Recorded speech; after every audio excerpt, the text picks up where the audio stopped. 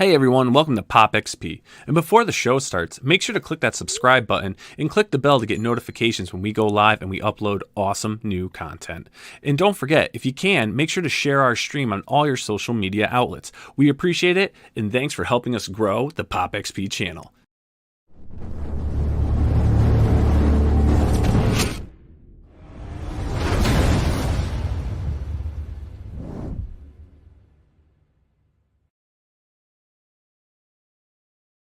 What is going on YouTube? It's the brain of the mainframe here, Nile of the POPXP, and joining me, the doctor's in the house, Mr. Dr. Blevins. I said Mr. Dr. Blevins. Mr. Dr. Blevins. That's extra. Not a doctor. Extra. Not a doctor. Just Mr. Dr. Blevins. Yeah, what's going on, Blevins? Dude, not much, man. Just living the dream. Freezing. It's really cold where we're at. It's like 30 degrees. It's that's awesome. nothing. That's t-shirt weather for me, man. Yeah, t-shirt weather for me up in the Northeast. Weather. I love it. I made a mistake and put all my jeans into wash, not realizing how cold it was. So all I had was shorts to go out to the studio. So oh man. Well, hey man, we got a fun night tonight, bro. It's your realm of expertise. Bro. It's gonna be fired. Yeah, as everybody knows, I was on the tour for a long time for Magic the Gathering. I love the game to death. I owned one of the largest gaming stores in Arkansas for over a decade. And I've seen this guy's work and everything from Magic the Gathering comic books to, the Legend of Dritz books to the cover of Dresden Files. And most recently, what really pushed me to want to have him on, besides that amazing pedigree that he already has, is he did a series of cards based on one of my favorite cartoons as a kid, which we won't say what that is unless you already know who he is. But man, talking about all this D&D stuff, I just couldn't do it on my own. So we kind of needed to call in some reinforcements. Yeah, we had to split up a duo. We had to split up a duo, man, to get it. We had to make sure that we had all the knowledge necessary so we could take full advantage of having this amazing guest on. And who is that guest, Blevins? Who is that guest? One of the nerdiest guys that I know, and that's saying a lot because I know me. So you're pretty much without any further waiting, let's go ahead and bring them all out. The Dinja, Dennis, come on out, Dennis. Come on down. Live long and prosper, everybody. Oh no, now you killed it. Oh no! Welcome, man. I'm sure there's a few Trekkie fans out there. Yes. Tell Andy we'll have you back before 10. That's no problem. He's on another stream. Yeah. Oh, he's kinging it tonight. He's on the Kings. There you go. You guys excited? To talk to our guest tonight? Absolutely. Oh yeah, very excited. Because I was going to say I never have seen him at a convention, so this will be a first time for me. So this is pretty cool. Awesome. Yeah. Well, why don't we bring him out, Blevins? Yeah, absolutely. This guy, amazing traditional artist. I can't wait to ask him if he does a lot of digital work. But again, this guy, he's been everywhere. I know you've seen his work. Maybe you didn't know the name behind it, but man, this guy has done everything from Magic the Gathering to Critical Role to Dresden to Dritz to D&D. I mean, this guy's done it all, and man, we're waiting for him to basically surprise us with some new amazing artwork. So let's bring him on out. We got Tyler Walpole. Hey, Tyler, welcome. What's up? Glad to be here.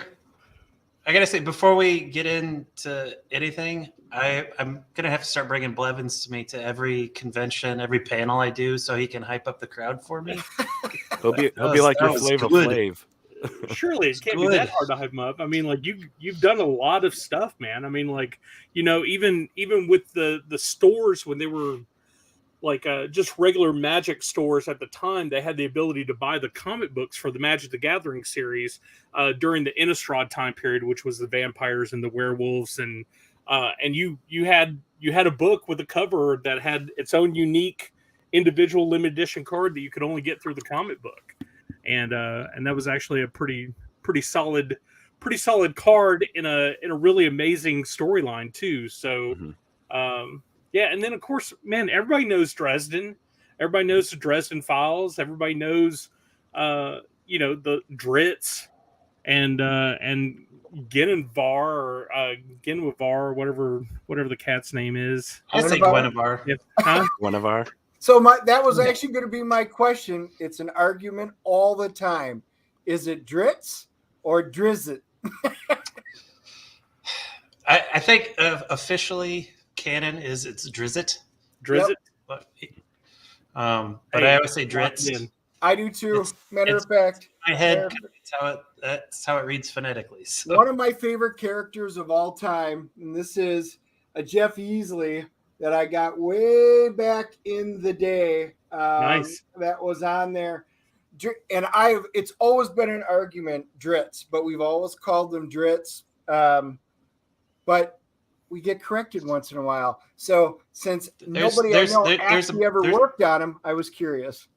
Yeah, well, there's in one of the books, there's somebody that can't say his name, so Bob wrote in there, rhymes with basically "is it." Is it?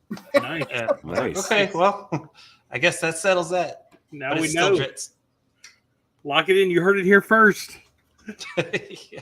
Definitive. Lock it in. It is. But that doesn't mean I'm going to change my pronunciation. That's correct. Well, Tyler, why don't you tell us a little bit about your history, how you got into this, and what you did leading into all this, and just basically the history of your art.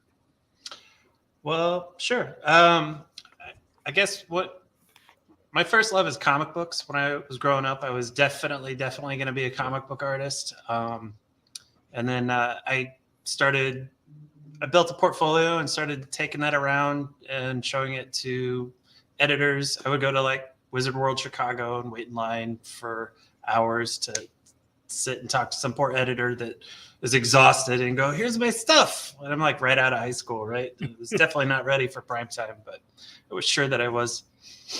Anyway, I did that for a few years and wasn't really getting any traction. And then one year I went to, instead of going to a comic book convention, I went to Gen Con.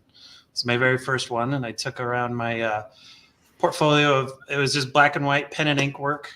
And I ended up talking to Scott Johnson, who's was one of the main artists for Palladium Books back in the day. Mm-hmm. Oh, yeah. Yeah. And he took a second look at my portfolio and called over Kevin Sambita and said, "Hey, I think you should look at this guy's stuff." And then Kevin gave me work like the week after Gen Con. Like he didn't waste any time. He just, so that was my foot in the door. And then, so I was doing a lot of black and white stuff for him. And then I got into doing black and white toned stuff with just doing like ink washes, over the line work for so it's early days of Fantasy Flight.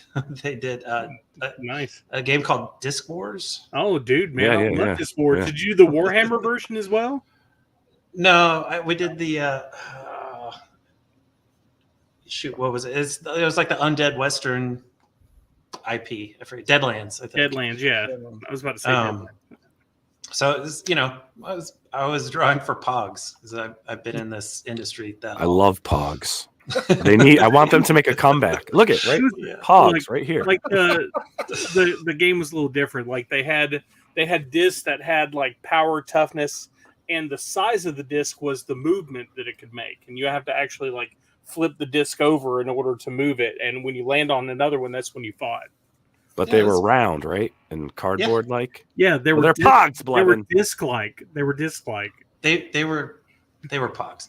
So you didn't have slammers. You didn't have slammers? No, you couldn't have slammers. Slammers got ridiculous. Probably could have slammers. Remember that they had ones that were just like you could kill 4 inches, and it's like this. What do you do with that? How do you? Yeah, I got sucked into the. What was there was another disc game that had like plastic discs that you would. Oh, I think I know what you're talking about.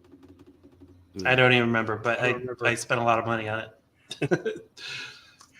less to you kids. Anyway, so I worked for Fantasy Flight for a number of years, got into doing eventually doing role-playing game stuff for them, a lot of black and white interiors. And then I realized if you want to actually make a living at this, you have to do color.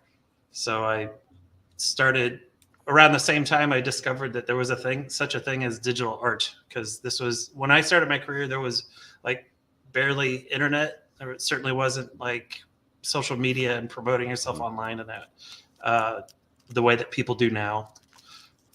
So it was a lot of me just typing up mails and sending them off to publishers trying to find work. But anyway, so I started doing some adding some color to my black and white tonal work that I was doing for Fantasy Flight. Kind of did that for a couple of years, and then I got into working with Pathfinder, doing a lot of stuff for them. A lot of interior stuff, a lot of monster designs, a lot of creature and character designs over the years. Nice. And around the same time, I connected with, from my days of doing Wizard World Chicago. That was like my big excursion every year. That was my way to go connect with editors and potential publishers.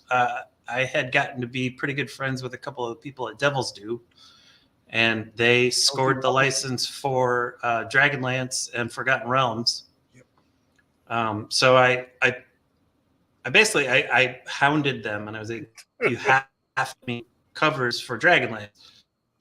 I was like, "Frankly, I know Dragonlance better than you guys do, so just let me do some." It was kind of arrogant of me at the time, but I was young.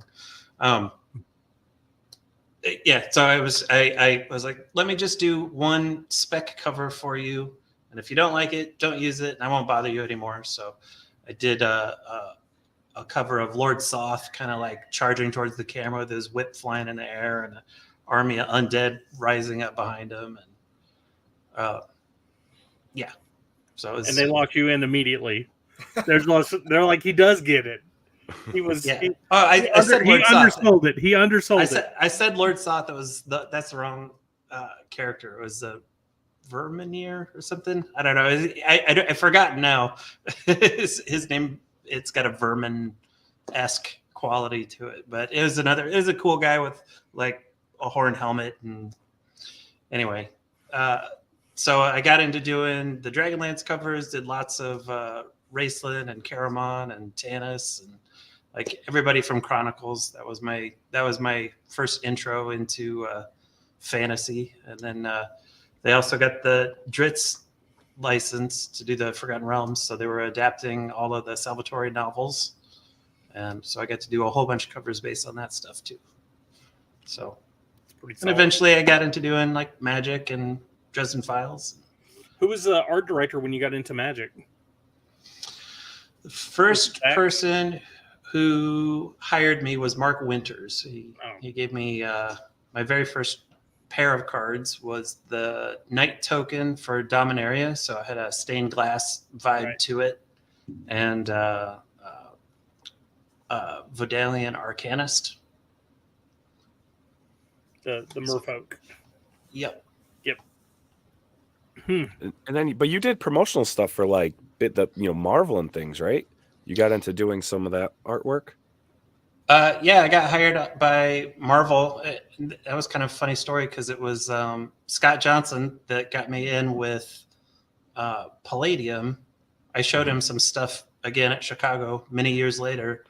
And I was like, "Here's some of my new superhero stuff, fully painted." And he goes, "Yeah, you're kind of getting into my territory now." And back off. And like 2 weeks later, his boss at Marvel, because he was doing a whole bunch of Marvel licensing stuff, they were going to do this big expansion of product that they needed. So he gave them my name and got my foot in the door over there. So I did basically movie promotion artwork for about 2 years. It was all the stuff that it's called a style guide. They put all of the artwork in for companies that want to put like Captain America on their Frisbees or lunchboxes or spec school folders. It all goes into a style guide, and so it was basically doing highly rendered pictures of Chris Evans' face, etc. Yeah. Oh, that's a horrible job. Well, cool. I have to say, some of your I know like you posted some stuff like you did. I saw a Hulk image you did, some other things that you've done, and I mean, you like knock it out of the park, dude. God, like crazy. Thanks, you should be doing like variant covers or something for them. Because it's incredible, dude. You're very, very talented. there's one piece of art. It's a Victor Von Doom where he's standing over a beat up Iron Man and a Thor, and he's holding up Thor's hammer. Man, like that was just and Latveria's in the background. It's pretty solid. Pretty Thanks, solid. man. Yeah, I love that a lot. that was a portfolio piece. I used to do stuff to send to Marvel to try and get cover work. And still hasn't quite worked out, but they've hired me to do other things. So well, I'm looking at your background. So you have two pieces of work back in your background. The left, our left, your right, but our left is Garrick Wildspeaker from Magic the Gathering, which was a character that was composed by Lexi Briscoe. I don't know if you know who that guy is. Yeah. He did. A bunch he's of work, amazing. Starting from Lorwyn, a long time before Dominaria ended up coming out. But I mean that with him charging right there is just absolutely incredible. And then of course, like the picture on the right, which was the whole reason that I really pushed really hard to get in touch with you, the Venger and all the Dungeons and Dragons kid, Hank and Sheila and Bobby and Presto, and I mean like that. Those pieces are absolutely incredible, and they fit exactly. I mean, the cell shading to make it look like her. I mean, absolutely incredible. Can you give us a little bit about how all that came around? Sure.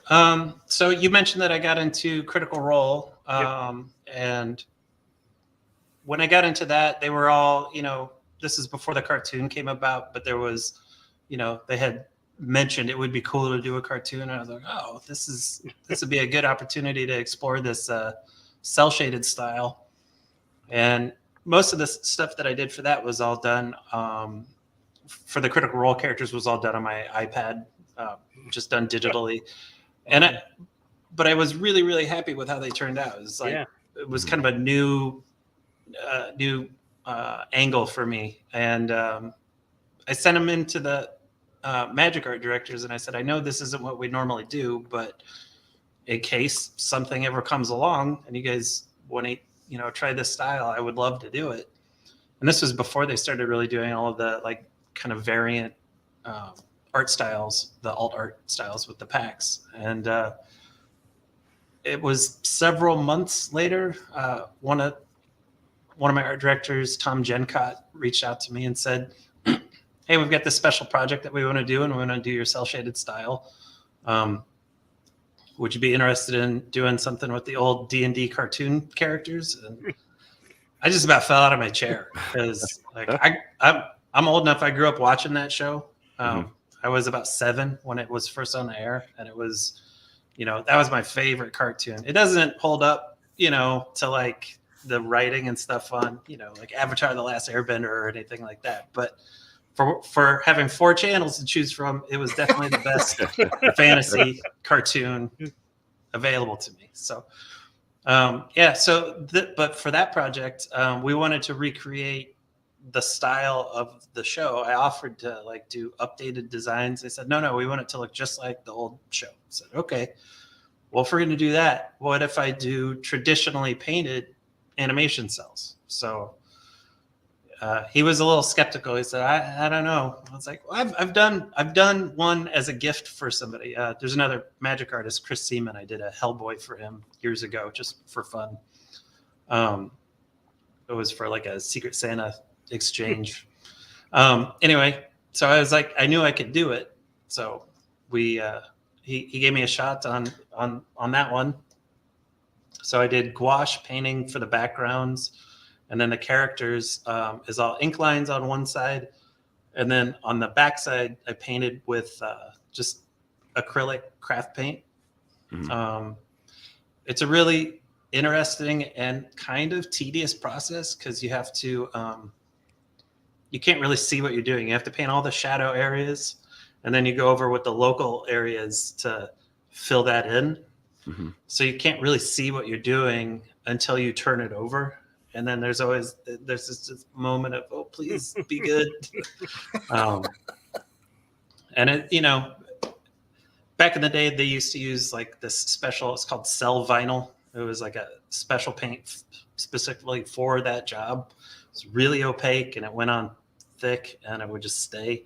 Craft paint, acrylic does not do that. That's those like dollar tubes at Yeah. craft store. Not awesome. But so I had to like layer it and layer it and layer it and layer it. So it was really a painstaking process. But when I could turn it over and like hold up Presto and have him in my studio when I would like wheel around, it was cool. Dude, that is awesome. They Did you end up having to buy special acetate to do it? Like, I mean, they still have like acetate sheets from animation and. Go ahead. Sorry. So what they used to use was celluloid paper. Acetate's a little bit different, but the celluloid would actually get brittle over time, and acetate won't. So it's kind of an improvement in that regard. But it also doesn't have any texture on it. So I had to get a special acetate from that Duralar makes. They make one that's my inking skills aren't good enough, so I had to do the inks digitally and print them out on the one side. So they actually make an acetate that's printable on one side. So that's how I did the ink lines, so I could have a nice finish on those. But then all the paint is done hand painted. So did you get the special paint to do it? No, I looked, and it was a couple years ago they were still making it, but at the beginning of the pandemic they like shut down, I think, and I don't think they started back up yet. Well, I mean, traditional animation is still done in other countries and stuff. I'm surprised there wasn't someone selling it. Well, most of the 2D animation now it's all done digitally, even though it's hand drawn, but they don't usually do like fully painted cells and stuff. Yeah. And over in like Japan and Korea, it might be available, but not in the States. Man, well, I was going to ask how old you were if you had grown up watching it, and you already answered that. It was just cool because I also grew up watching it, and when I saw your cells and everything like that, I'm like, oh my god, instant flashback, and I mean, it is just exactly like you remember. You can already hear everybody's voices. I mean, as soon as you see your picture, it all comes back to when I was a kid, because I think the show was like 1983, if I remember right, and only went a couple of seasons. But I mean, I remember getting up every Saturday morning just to watch that a cartoon without fail. Yeah, absolutely. And you mentioned the voice actors. This is that's also Optimus Prime. Yeah. Yes. Yep. I've forgotten it. I can't think of his name right now. Peter Cullen. Yeah. Peter Cullen. Yep. Yep. And then Welk was on it, and they had a couple of the guys from Eight Is Enough that were some of the voices. Well, they had Willie Ames. Willie Ames was in it. And Adam. Oh, not Rich, but yeah, they had a lot of well-known actors that we just watched Transformers. And I unfortunately missed out on your Kickstarter that you did, but you did a Kickstarter that I thought was absolutely phenomenal. Like with you basically had all your items turned into mouse pads, which I loved. But then also you had prints that were like cell prints, like they were actually like animation cells. Man, like you have no idea how much of a cartoon fanatic I am. I would have bought all of those if I would have known. Unfortunately, like I did not know, but like I have to order like a certain percentage over what I needed for the Kickstarter. So you're telling me that there's a chance. There's a chance. There's a chance. Are they available on your website in the store? Not currently. Not currently. Yeah. Okay. I got to get them out to the Kickstarter backers first. So I know a guy. Yeah. So we're basically just waiting for the Ultra Pro to do the printing on all of the playmats first, and then once we get those out, then we can see what's left. Dude, well, if you have any left, lock me in, please, because I will definitely. I missed it, and I was pretty upset about it. In fact, I yelled at Nile. I was like, man, I missed it. I was like, I don't know how I missed this. Like, I see it after the fact. You always see the stuff Like you always see the cool stuff when it's gone. Like it's like, why is it like that?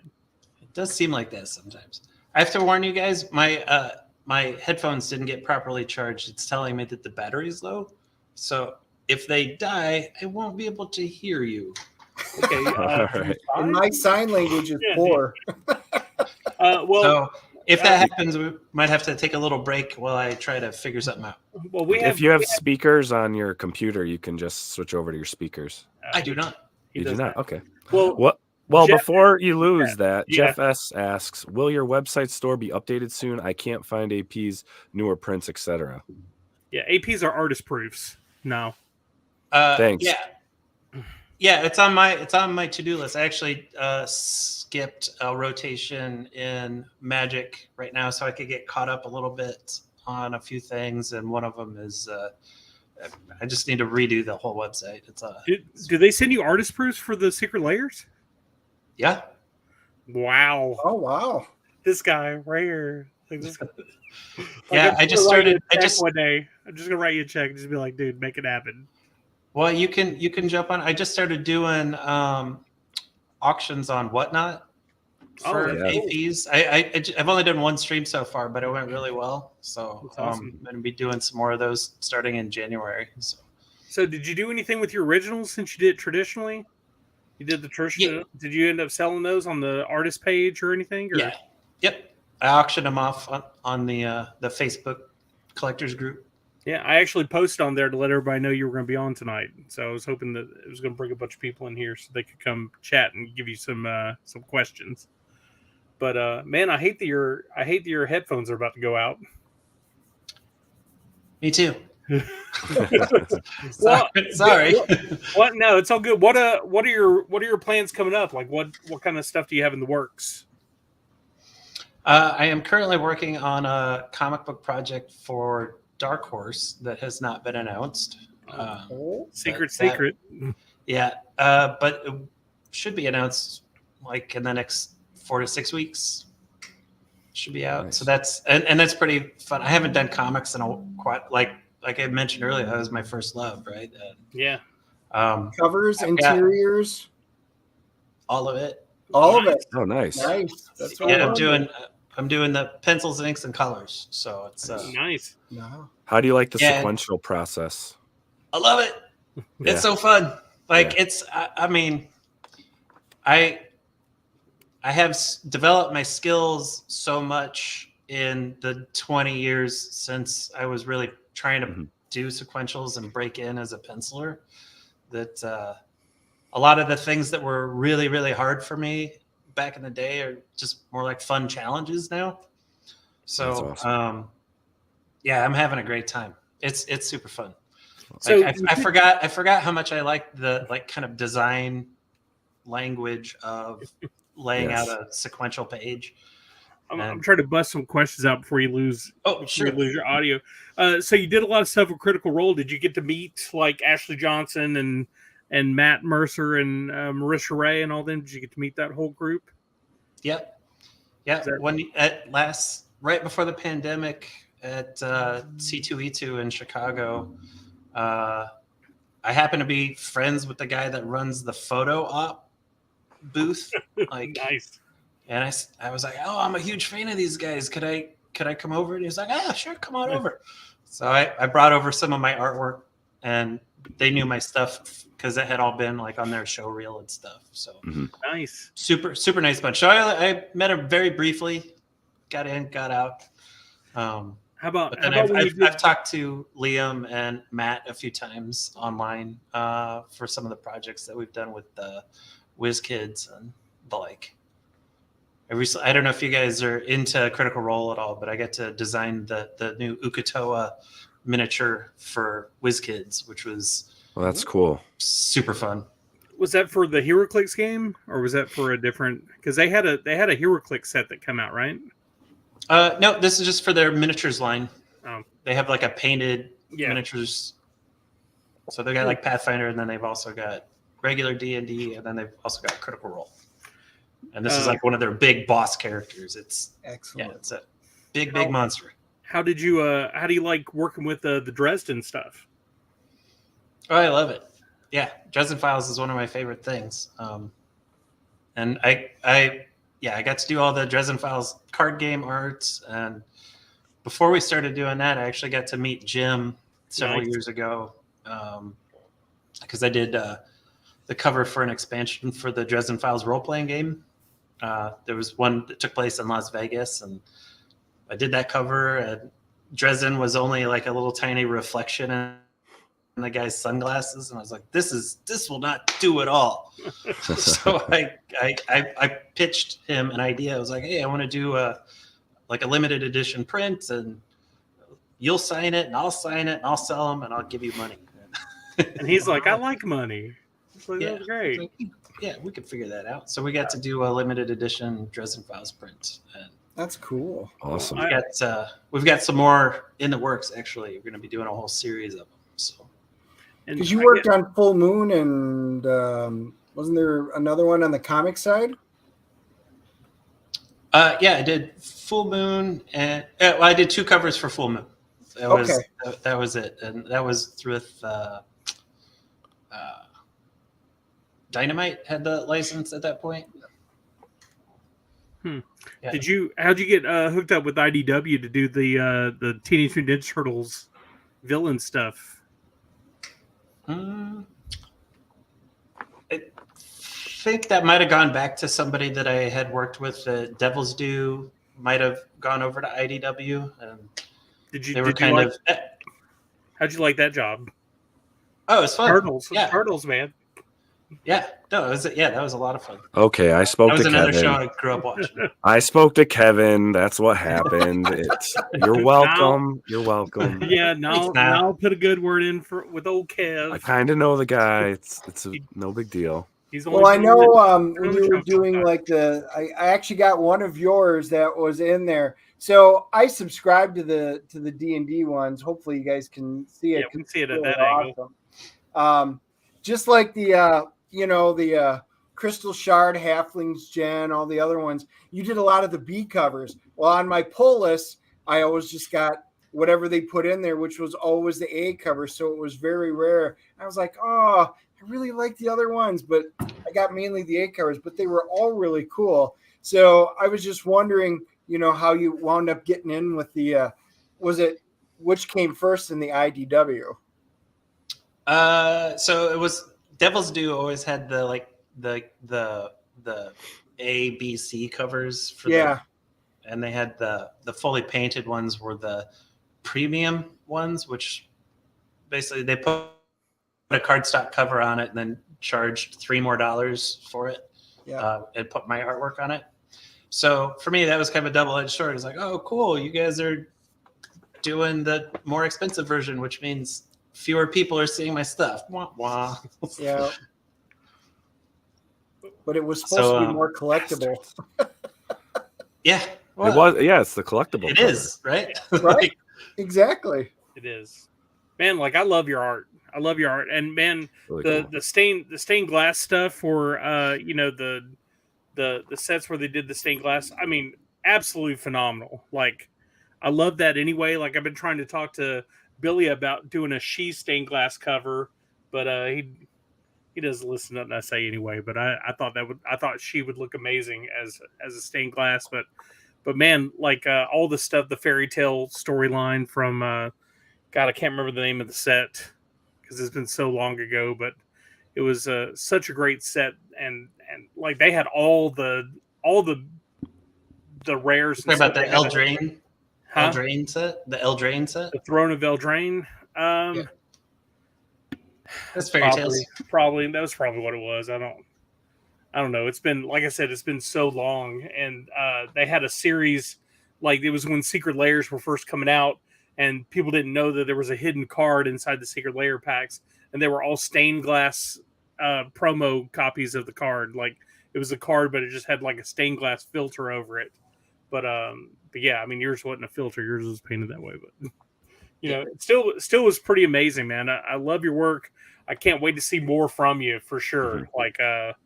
Definitely locked in pretty well, man. I think it's gonna be awesome. Well, I can't wait to hear what the Dark Horse project's going to be, because now you've piqued our curiosity.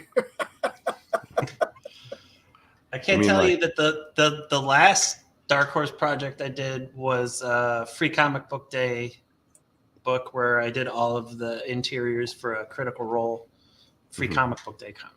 So, nice. Okay. Gotcha. Just saying. Dennis is a regular comic book. He's a comic book aficionado, and he's very knowledgeable. And they also have a podcast of their own where they discuss all things like movies, comics, the whole 9 yards. So, yeah, Andy Smith. It's he and I. We do the DNA show. So it's Dennis, Andy, nerds. That's the end, and we just discuss everything that's in there. Role playing stuff, but it's all comics, movies, anything pop culture, and which is great because I'm bringing Andy slowly into the role playing side of things because he's a comic nerd through and through. But that's about it. Now he's starting to realize because we're putting in our comic book, we're also doing the role playing game that ties together, and now Andy's getting to get a taste of that. And he's like, so I'm going to get him to roll dice one of these days, guys. That's kind of like our dynamic, Blevins. Yeah, definitely. It is. I'm like, one day, Scala, one day. And you're like, no, Blevins. I'm going to have to fake my death and be like, the only thing Brian ever wanted was for you to do this. And I'll be like, I'm going to do it for you, Blevins. And what he does, I'm going to pop out and be like, I got you. So Tyler, I have to ask, what other books have you worked on where like you've done the sequential and everything? It's been a while. I did a couple of vanity projects back in the day for some stuff that I don't know even ever got published. I did a book through Devil's Due that Phil Hester actually wrote. It's called Stronghold. It's recently re-released. They started over with issue 1 and brought the story back through Aftershock. Oh, okay. What news of Aftershock? Yeah. Has anyone heard? Nope. They just filed for bankruptcy. Yeah. Oh, I didn't see that. Did not see that at all. Literally, so I just knew everyone was not getting paid. Yeah, right. So you knew the precursor to it. I thought they were holding out till Christmas to be like, "Hey, just playing, guys. You're getting paid with Christmas bonuses." Yeah. Wow. I also saw a thing like recently that they got some movie deal. I was like, that is awkward timing. Yeah, I know. Who knows what's going to happen? We'll see. They could survive it, but who knows? Depends on how they fight it. Yeah. So I also did some Dungeons and Dragons comics for Kenzer and Company a million years ago. That was my first like big professional gig. And my inker at the time was Andy Brossi, which I don't know if you're familiar with his stuff, but he does. I'm not. Yeah, he's he does highly detailed pen and ink work, super meticulous, like crazy amounts of texture and lots and lots of detail. So his inks are like highly sought after by collectors. He's done some Marvel covers and he's done some Magic cards. So he's been around, but we went to high school together. So nice. Is that like Mike? But I'm the only person that gets to say he was my inker. So nice. I have to say that. Now, for your sequential work, for the sequential work that you're like starting to do now, and it kind of sounds like you like doing it, like you'd like to do more of it. Do you switch up your style at all since you're doing, a sequential style that may have a schedule or something? Yeah, the sequentials that I'm doing are it's fully in my cell shaded style. Not the D&D stuff, but more of a modernized look. I'm a big fan of Phil Barassa, as a character designer for all of the all the DC shows, but 2D animated shows and movies. And he also did the characters for Legend of Vox Machina. So I like doing the cell shaded, and then I do fully painted digital backgrounds for the backgrounds. So I'm really trying to get that like animation vibe to it, and it's not a direction I ever expected my career to go, but I absolutely love doing it. So I'm, Nice. We're- What kind of equipment are you using to do all your work on? I have an iPad Pro, and I use Apple Pencil and Clip Studio Paint.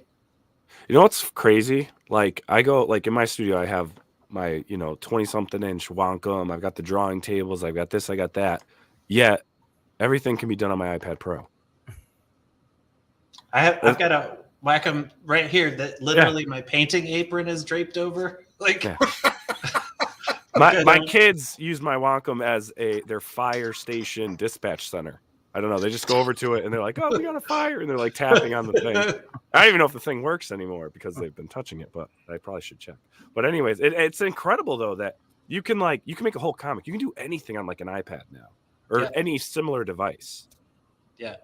The iPad's by far my favorite digital drawing experience that I've ever had.